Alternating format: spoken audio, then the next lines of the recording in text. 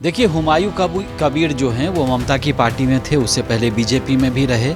और बाबरी मस्जिद बीजेपी को बड़ा मुद्दा दे गए कि बाबरी मस्जिद का उन्होंने शिलान्यास करवाया, उसके आगे की प्रक्रिया भी वहाँ पर वही आगे बढ़ाने की ओर है।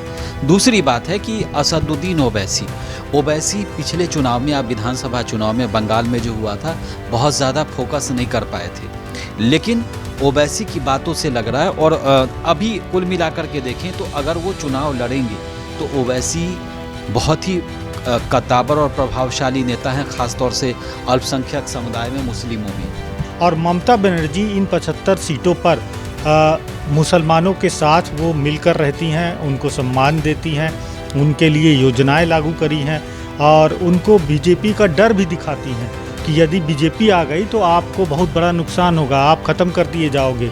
तो ये पहले खौफ पैदा करना, फिर उनका एकमुश्त वोट लेकर 75 सीटें उनकी सिक्योर रहती हैं वहाँ पे। नमस्कार, मैं हिमांशी राजपूत और आप देख रहे हैं भारत एक्सप्रेस डिजिटल। पश्चिम बंगाल में विधानसभा चुनाव के अभी कुछ ही दिन बचे हैं और ऐसे में जो राज्य की राजनीति है वो काफ़ी चरम पर है। वहीं अब ममता बनर्जी को लेकर कहा जा रहा है कि वो उनका जो 75 सीटों वाला फॉर्मूला है वो एक बार फिर उसे दोहराने की कोशिश में है। तो वहीं बीजेपी भी लगातार अपना जो किला है एक ममता बनर्जी का, उसे ढहाने की कोशिश में है।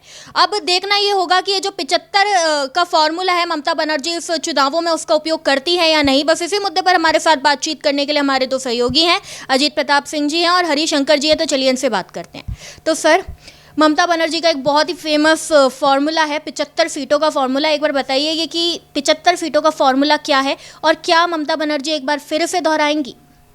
देखिए, पश्चिम बंगाल विधानसभा की जो विधानसभा है वो 294 नंबर्स की है और 148 अगर मिल जाए किसी को 150 माने तो वो सरकार बनाता है। और इसमें से 75 सीटें, और ख़ास करके चूँकि वहाँ पर माइनॉरिटीज़ की आबादी पश्चिम बंगाल में लगभग 27% है, तो 75 से 80 सीटें ऐसी हैं जहाँ पर माइनॉरिटीज़ तय करते हैं कि आखिर कौन जीतेगा। और ममता बनर्जी इन 75 सीटों पर मुसलमानों के साथ वो मिलकर रहती हैं, उनको सम्मान देती हैं, उनके लिए योजनाएं लागू करी हैं और उनको बीजेपी का डर भी दिखाती हैं कि यदि बीजेपी आ गई तो आपको बहुत बड़ा नुकसान होगा, आप ख़त्म कर दिए जाओगे। तो ये पहले खौफ पैदा करना, फिर उनका एकमुश्त वोट लेकर 75 सीटें उनकी सिक्योर रहती हैं वहाँ पे। उनको सिर्फ 75 और सीटें जीतनी रहती, क्योंकि 75 ऑलरेडी वो कहा जाता है कि जो माइनॉरिटी बहुल है, जहाँ पर माइनॉरिटी तय करते हैं कि आखिर यहाँ कौन जीतेगा, वो सीटें टीएमसी ही जीतती है। पहले वो वोट कांग्रेस को भी मिलते थे, लेफ्ट को भी मिलते थे, लेकिन 2011 से 3 चुनाव हो चुके हैं, चौथा ये चुनाव है। हम देखेंगे कि माइनॉरिटीज़ सब टीएमसी को वोट करते हैं, इसलिए ममता बनर्जी की जीत आसान हो जाती है कि 75 सीट से तो शुरू कर रही, 75 तो ऑलरेडी जीत चुकी हैं, 75 और उनको जीतना होता है। ख़ास करके महिलाओं पर उनका काफ़ी प्रभाव रहता है, युवा लोगों पर काफ़ी उनका प्रभाव रहता है, क्योंकि योजनाएं चलाई हैं, बुजुर्ग भी उन्हें वोट करते हैं। तो 75 सीटें आसानी से जीत जाती हैं, 75 तो ऑलरेडी जीत चुकी होती हैं। तो पिछले चुनाव में भी हमने देखा कि बीजेपी बहुत कोशिश किया उसने, लेकिन सिर्फ 77 सीट जीत पाई। लगभग 215 के आसपास सीटें ममता बनर्जी की पार्टी टीएमसी ने जीती थी। इस बार थोड़ा अलग चुनाव है, लेकिन बहुत ज़्यादा फर्क पड़ेगा ऐसा अभी नहीं माना जा सकता, क्योंकि 75 तो ऑलरेडी उनकी जीती हुई है, सिर्फ 75 पर मेहनत करनी है। और चूँकि महिलाओं का उनके ऊपर भरोसा है, आप देखिए कि कल भी एक रैली हुई, इससे पहले एलपीजी वाली रैली हुई थी। जब भी वो विरोध करती हैं किसी मुद्दे को लेकर, खास करके केंद्र सरकार से जुड़ा हुआ मुद्दा, तो बहुत भारी संख्या में महिलाएं हमने देखा कि उनके पीछे पीछे चलती रहती हैं। तो बीजेपी के लिए एक बहुत बड़ी चुनौती है पश्चिम बंगाल में उनका किला ढहाना, क्योंकि ऑलरेडी 75 उनके पास है, 75 उनको और जीतनी रहती है। और ये ऐसा फार्मूला है कि 3 लगातार चुनाव जीत चुकी हैं और चौथा भी बहुत अलग नहीं है। हालांकि इस बार भ्रष्टाचार मुद्दा है, आईपैक पे जो है रेड पड़ी थी, उन्होंने सबूत हटाने की कोशिश की, सुप्रीम कोर्ट ने भी फटकार लगाई। उसके बाद आरजी कर हॉस्पिटल में एक जो मेडिकल स्टूडेंट थी, उसका बलात्कार करने के बाद ब्रूटल मर्डर किया गया। तो कुछ मुद्दे हैं, लेकिन मुझे नहीं लगता है कि उनको सरकार जो है बनाने में कोई कठिनाई होगी। अजीत जी, एक और सवाल था मेरा। आप कह रहे हैं जैसे कि ये 75 सीटें हैं, इन पर जो है मुस्लिम जो वोटर्स हैं उनका प्रभाव ज़्यादा है। ऐसे में हमने देखा होगा बीते दिनों, पिछले साल ही हमने देखा, जो हुमायूं कबीर है वो टीएमसी से अलग हो गए, वो भी टीएमसी का पार्ट थे। तो आपको नहीं लगता कि इन 75 सीटों में उस वजह से कुछ बंटवारा हो सकता है? देखिए, पूरे देश में अब खास करके 2014 के बाद जब से नरेंद्र मोदी प्रधानमंत्री बने हैं, पूरे देश में माइनॉरिटीज़ बहुत ही टैक्टिकल वोटिंग करते हैं। हुमायूं कबीर अलग ज़रूर हुए, टीएमसी से निकाले गए और उन्होंने अपनी अलग पार्टी बनाई सीमावर्ती इलाकों में, जहां बांग्लादेश की सीमा से मिलती है, वहां पर उनका कुछ प्रभाव है। लेकिन बहुत ज़्यादा ममता बनर्जी को नुकसान होगा ऐसा अभी नहीं लगता। एक और फैक्टर है, हैदराबाद में असदुद्दीन ओवैसी वो भी उनके खिलाफ प्रचार करते हैं, लेकिन हमने देखा कि उतना प्रभाव ना ओवैसी का है ना हुमायूं कबीर का। ममता बनर्जी के लिए आसान होगा माइनॉरिटीज़ वोट को पाना। ज़रूर कुछ सीटों पर 4, 5, 10 सीटों पर हो सकता है हुमायूं कबीर और असदुद्दीन ओवैसी प्रभाव डालें, लेकिन चूंकि सीट इतनी बड़ी संख्या में है 294, और पिछली बार उन्होंने जीता 215, तो 15, 20 या 50 सीट भी अगर वो हार जाती हैं तो बहुत ज़्यादा उनके लिए नुकसान नहीं होगा। सरकार उन्हीं की बननी चाहिए। अब बीजेपी देखिए कितना कमाल करती है, हुमायूं कबीर और ओवैसी कितना फैक्टर बनते हैं। यदि ये अच्छी तरह से काम करेंगे तो शायद दिक्कत हो सकती है ममता बनर्जी के लिए। हमारे साथ हरिशंकर जी भी हैं। हरिशंकर जी, जैसा जी अजीत जी कह रहे हैं, आप कितना सहमत हैं इन बातों से? क्या लगता है जो 75 वाला फॉर्मूला है उससे टीएमसी एक बार फिर जीत हासिल कर लेगी, और हुमायूं कबीर जो ओवैसी है वो भी मतलब टीएमसी के लिए ज़्यादा नुकसानदायक साबित नहीं होंगे? देखिए, हुमायूं कबीर जो हैं वो ममता की पार्टी में थे, उससे पहले बीजेपी में भी रहे, और बाबरी मस्जिद बीजेपी को बड़ा मुद्दा दे गए कि बाबरी मस्जिद का उन्होंने शिलान्यास करवाया। उसके आगे की प्रक्रिया भी वहाँ पर वही आगे बढ़ाने की ओर है। दूसरी बात है कि असदुद्दीन ओवैसी पिछले चुनाव में, आप विधानसभा चुनाव में बंगाल में जो हुआ था, बहुत ज़्यादा फोकस नहीं कर पाए थे, लेकिन ओवैसी की बातों से लग रहा है, और अभी कुल मिलाकर के देखें तो अगर वो चुनाव लड़ेंगे तो ओवैसी बहुत ही कद्दावर और प्रभावशाली नेता हैं, ख़ास तौर से अल्पसंख्यक समुदाय में, मुस्लिमों में। आप देखिए, ओवैसी को कमतर नहीं हम आंक सकते, इसीलिए कि बिहार में वो बिहार के पूर्वी इलाकों में गए और वहाँ पर 5 सीट लेकर के आए और आरजेडी का पत्ता गोल कर दिया। उन्होंने 10, 12, 13 सीट पर उनको चुनाव हरवा दिया। तो कुल मिलाकर के है कि ओवैसी और हुमायूं कबीर जो है, इनका फैक्टर तो रहने वाला है। दूसरा, इस बार कांग्रेस और सीपीआई का भी कुछ न कुछ जनाधार है, वहाँ ख़त्म नहीं हुआ है। उसके भी नेता हैं, उनके भी सपोर्टर हैं। तो वो भी जो 12, 14, 15% के आसपास जो हैं, वो इस बार किसके साथ जाएंगे, ठीक है ना। दूसरी बात है कि जो लास्ट टाइम में जो स्विंग वोटर होते हैं, जो 10-12% का पश्चिम बंगाल में है, स्विंग वोटर भी इस बार किस तरफ स्विंग करेगा। अगर बीजेपी की तरफ करेगा तो फिर तो बीजेपी को बहुत ज़्यादा सीटें बढ़ जाएंगी। दूसरी बात है कि 75 सीट जो मुस्लिम बहुल है, उसमें बीजेपी का दाल गलना काफ़ी मुश्किल है। इसीलिए आप देखिए कि बीजेपी ख़ास तौर से उन इलाकों में फोकस रखेगी जहां पर हिंदू मेजॉरिटी ज़्यादा है, और यही उनकी कोशिश भी रहेगी मुस्लिम आबादी वाले में। लेकिन वहाँ 100% मुस्लिम नहीं है, उसमें से 50 से ज़्यादा, मतलब 25 सीट में जो है वहाँ पर दोनों मिक्स हैं। लेकिन कुछ सीट ऐसी ही है, उसमें 2 दर्जन से ज़्यादा सीटें ऐसी हैं जहां पर हिंदू जो हैं वो अल्पसंख्यक नहीं है, हिंदू बहुत ज़्यादा संख्या में है, वहाँ पे मुस्लिम वोटरों की संख्या काफ़ी कम है। तो वहाँ पर बीजेपी कुछ कर सकती है, 2 दर्जन सीटें ऐसी हैं। तो मुझे लगता है कि बंगाल में इस बार बीजेपी उस पर भी ध्यान रखेगी। आप याद रखिए, यूपी चुनाव में बीजेपी ने वो सीटें भी जीती थी जो मुस्लिम बहुल सीट था। आप देखिए, कई सारी ऐसी सीटें हैं। तो मुझे लगता है कि यही फार्मूला, यूपी वाला फार्मूला जो है, पश्चिम बंगाल में अपनाने वाली है कि जहां पर मुस्लिम आबादी कम है और डिसाइडिंग है, वहां पर हिंदू को वो फोकस रखेंगे। मुस्लिम इलाके में कम जाएंगे, वहां पर समय कम बर्बाद करेंगे। उनको पता है कि मुस्लिम हमको वोट नहीं देंगे, वो ममता को करेंगे। तो इसीलिए बीजेपी ज़्यादातर उसी इलाकों में फोकस रखेगी। दूसरी बात है कि बंगाल का चुनाव जो होता है, आपने बिहार का चुनाव देखा, आपने यूपी का चुनाव देखा, अब यूपी में भी होने वाला है लेकिन बिहार में देखा आपने कि दिल्ली के जो मंत्री हैं, चाहे किसी और राज्य के मंत्री हैं, बीजेपी के बड़े नेता हैं, वो बिहार में जाके प्रचार कर लेते हैं, लेकिन बंगाल में करना मुश्किल होता है, क्योंकि बंगाल में जो है, बंगाल में एक ऐसी व्यवस्था बना दी गई है कि अगर बाहरी लगता है, चाहे उस तरीके का लगता है, तो उन पर हमला होता है। जब बीजेपी के नेताओं पर वहाँ आए दिन हमले होते रहते हैं, तो दूसरे नेता जो दूसरे राज्य से जाएंगे वो कितना सेफ महसूस करेंगे।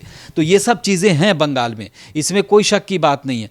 तो मुझे लगता है कि बहुत सारे फैक्टर्स हैं, लेकिन फिर भी ममता जो है इस समय जो है वो लीडिंग रोल में दिखती है, और दिखती इसीलिए भी है कि वो 15 साल का शासन है, उसके बाद बहुत सारी चीज़ें उनके पक्ष में रहती हैं। मुस्लिम सपोर्टर एक तरफा वोट करते हैं, और मुस्लिम वोटर वोट क्यों ना करे, ये वही वोटर हैं जो पिछले 30 साल से वो घुसपैठिए बन के आए, अब वहाँ वोटर बन गए, अब वहाँ राशन कार्ड मिल गया, अब वहाँ इस देश के नागरिक हैं।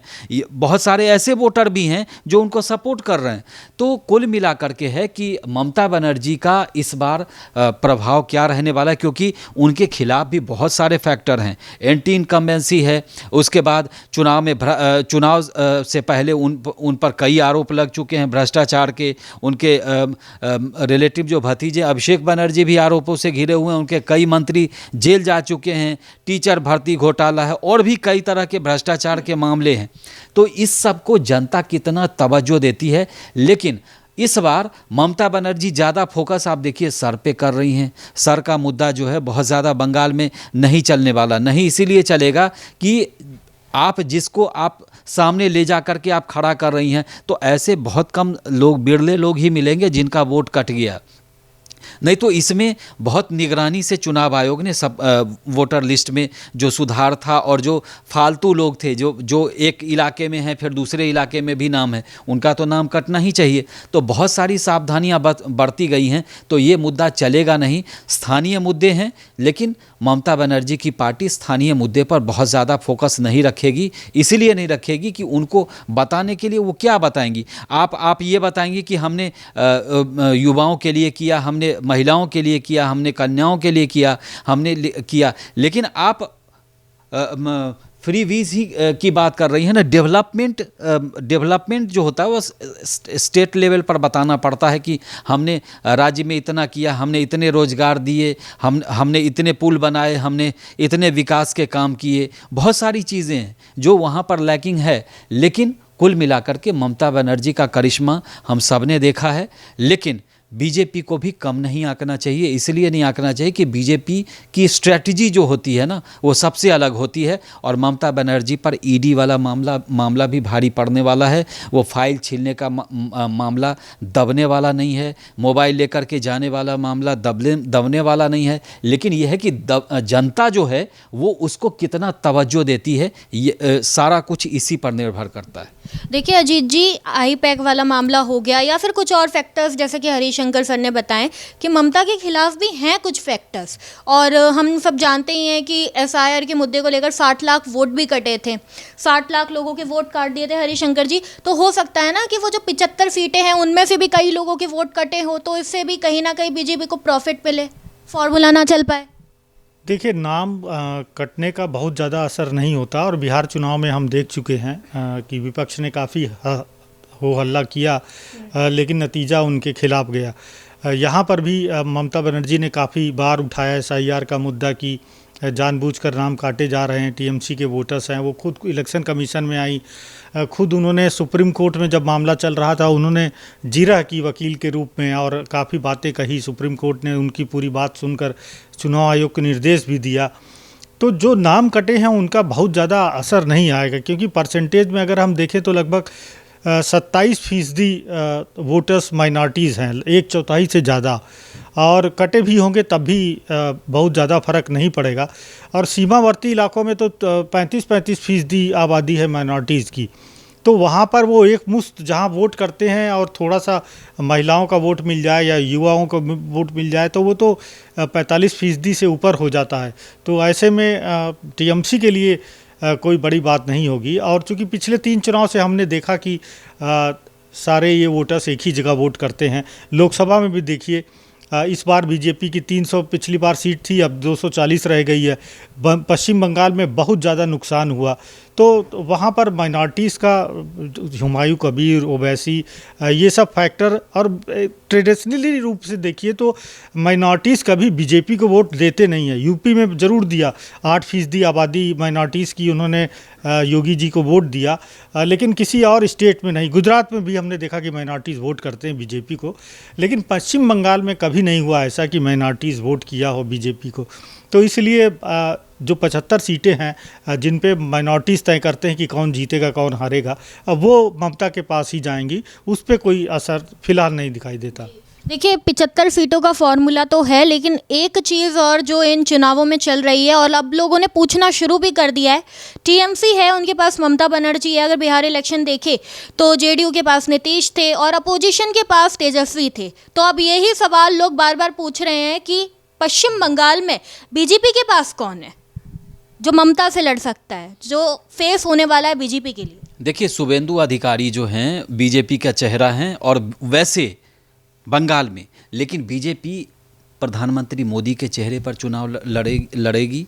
और बीजेपी को पता है कि प्रधानमंत्री का जो नरेंद्र मोदी का करिश्मा है वो कम नहीं हुआ है।